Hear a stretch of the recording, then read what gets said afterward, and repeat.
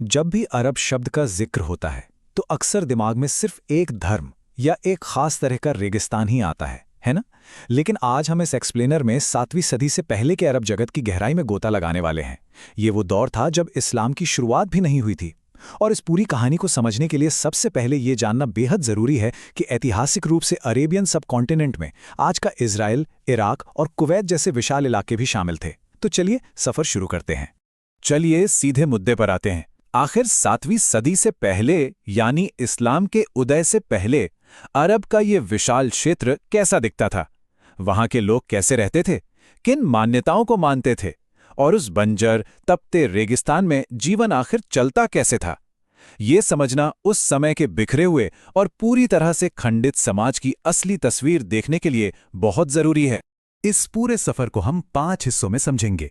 पहला, lawless sands. दूसरा, dark age of society. तीसरा, टेल ऑफ टू सिटीज। चौथा, इकोनॉमिक ट्रेड वॉर्स। और अंत में, dawn of a new era. इन ऐतिहासिक और व्यापारिक युद्धों को समझने से पहले उस दुनिया के बेहद क्रूर बुनियादी ढांचे को समझना हमारे लिए सबसे ज्यादा अहम है। आज हमारी आम धारणा यह है कि ये पूरा क्षेत्र हमेशा से एक ही प्रमुख धर्म के साथ पूरी तरह से एकजुट रहा है, लेकिन ऐतिहासिक सच्चाई इससे बिल्कुल अलग थी। इस्लाम से पहले का अरब एक ऐसा बिखरा हुआ इलाका था जहां सैकड़ों घुमंतू कबीले रहते थे और कई अलग अलग धर्मों को एक साथ माना जाता था। सोचिए, ये कोई एक संगठित साम्राज्य नहीं था, बल्कि अनगिनत छोटे छोटे गुटों में बटा हुआ एक बेहद अशांत क्षेत्र था। सेक्शन 1, द लॉलेस सैंड्स, रेगिस्तान के बंजारे।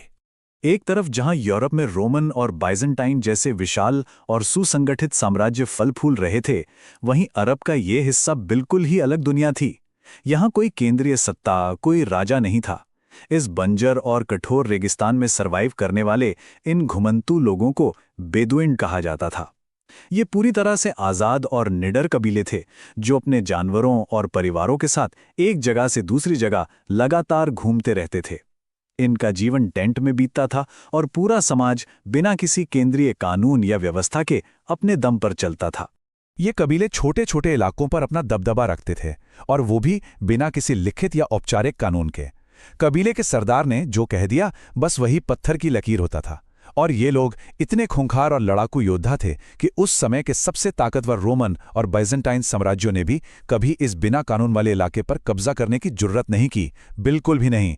और ये इस बात को शानदार तरीके से दर्शाता है कि इन बेदुइन लड़ाकों का खौफ कितना ज्यादा था। विदेशी सेनाओं ने तो इन्हें एक अचूक हथियार के रूप में इस्तेमाल करना शुरू कर दिया था। रोम और बाइजेंटाइन साम्राज्य इन लोगों को अपनी सेनाओं में भाड़े के सैनिकों के रूप में बाकायदा भर्ती करते थे। खेल खेल में जान की बाजी लगा देने वाले लड़ाके युद्ध के मैदान में बेहद कीमती माने जाते थे। उस समय के इस रेगिस्तानी परिदृश्य में असली ताकत कुछ चुनिंदा बेहद शक्तिशाली कबीलों के हाथों में सिमटी हुई थी। इनमें हनीफा ट्राइब, कुरैश ट्राइब और किलाब ट्राइब सबसे प्रमुख थीं। यही वो कबीले थे जो इस पूरे क्षेत्र की राजनीति, ताकत और व्यापार को अपनी मुट्ठी में रखते थे और अनजाने में ही सही आने वाले भविष्य की नींव तैयार कर रहे थे। Section 2, the dark age of society, इस्लाम से पहले का अरब। इस काल को ऐतिहासिक और धार्मिक नजरिए से अक्सर जाहिलियत कहा जाता है। कुरान में इस्तेमाल किए गए इस शब्द का सीधा सा मतलब है अज्ञानता का युग। ये एक ऐसा शब्द है जो उस समय की बेहद क्रूर और हद से ज्यादा पितृसत्तात्मक यानी पुरुष प्रधान सामाजिक व्यवस्था को पूरी सटीकता से बयां करता है।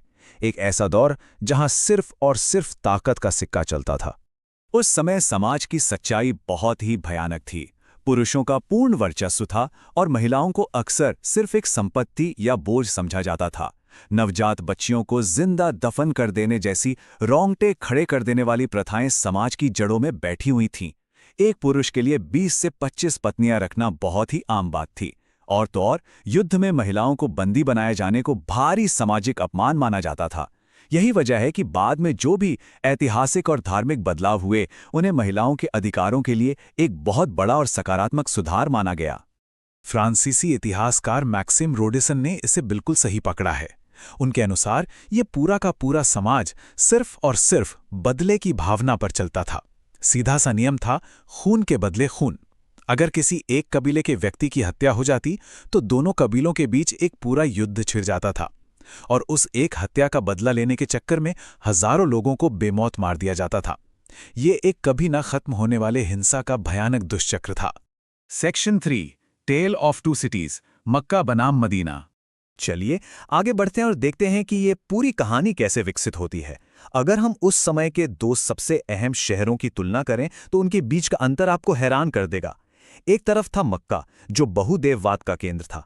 यहाँ हुब्बुल देवी की पूजा होती थी, कुरैश कबीले का राज था और इनकी पूरी अर्थव्यवस्था मुख्य रूप से तीर्थ यात्रा पर टिकी थी। और वहीं दूसरी तरफ था मदीना, जिसे तब यथरिब कहा जाता था। मदीना में यहूदी धर्म का दबदबा था। असद, औस और खजराज जैसे कबीले वहां रहते थे और उनकी अर्थव्यवस्था पूरी तरह से खेती और व्यापार पर निर्भर थी। लेकिन मक्का सिर्फ एक धार्मिक स्थल नहीं था, ये एक बेहद महत्वपूर्ण न्यूट्रल जोन यानी एक सुरक्षित तटस्थ क्षेत्र की तरह काम करता था। वो खून के प्यासे बेदुइन कबीले जो रेगिस्तान में एक दूसरे की जान लेने पर उतारू रहते थे, वो मक्का में आकर शांति से बैठते थे और अपने हिंसक झगड़ों का निपटारा करते थे। इसी वजह से रणनीतिक और सांस्कृतिक रूप से मक्का का महत्व पूरे अरब क्षेत्र में सबसे ज्यादा था। सेक्शन 4, इकोनॉमिक ट्रेड वॉर्स, धर्मों का टकराव। अब देखते हैं कि कैसे अलग अलग धार्मिक समूहों के आने से अरब की अर्थव्यवस्था हमेशा के लिए बदल गई। पहली सदी में रोमन अत्याचारों से बचकर यहूदी शरणार्थी अरब के इलाकों में आए और बस गए। फिर चौथी सदी में जब ईसाई यहां पहुंचे तो संसाधनों पर कब्जे को लेकर एक तीखा संघर्ष शुरू हो गया। छठी सदी आते आते यहूदी गुटों ने व्यापार पर अपना पूरी तरह से प्रभुत्व स्थापित कर लिया था और फिर 7वीं सदी में इस्लाम और पैगंबर मोहम्मद का उदय हुआ, जिसने सब कुछ बदल कर रख दिया। मदीना में जो व्यापारिक मॉडल स्थापित हुआ उसने यहूदी प्रवासियों को अविश्वसनीय रूप से शक्तिशाली बना दिया। इसके मुख्य रूप से 3 चरण थे। पहला, लाल सागर के पास वाले उपजाऊ इलाके में औस और खजराज जैसे स्थानीय कबीले अनाज उगाते थे। दूसरा, यहूदी व्यापारिक वर्ग इस अनाज को दुनिया के दूसरे हिस्सों में एक्सपोर्ट करता था। और तीसरा, इस व्यापार से जो भी भारी मुनाफा होता था उसे ये गुट आपस में बांट लेते थे। इस व्यवस्था ने एक ऐसा पक्का और अटूट आर्थिक गठबंधन तैयार कर दिया था जिसे हिलाना लगभग नामुमकिन था। तो सबसे अहम बात यह है कि चौथी सदी में जब ईसाइयों ने लाल सागर के व्यापारिक रास्तों पर कब्जा करना चाहा तो ये कोई वैचारिक या धार्मिक लड़ाई बिल्कुल नहीं थी। ये पूरी तरह से एक बहुत बड़ा आर्थिक खतरा था।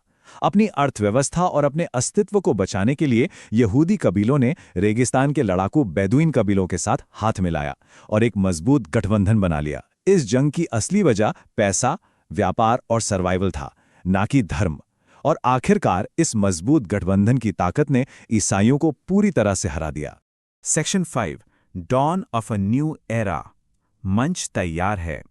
अब हम इस एक्सप्लेनर के आखिरी और सबसे दिलचस्प हिस्से में पहुंच गए हैं। आज की हमारी आधुनिक धारणाओं को पूरी तरह से तोड़ते हुए ये जानना बहुत ही हैरान करने वाला है कि 6ठी सदी तक, यानी इस्लाम के आने से ठीक पहले, इस पूरे क्षेत्र में यहूदी धर्म सबसे प्रमुख और सबसे डोमिनेंट धर्म बन चुका था। ये एक ऐसी ऐतिहासिक सच्चाई है जो आज के दौर की कई पुरानी मान्यताओं को सीधे तौर पर चुनौती देती है।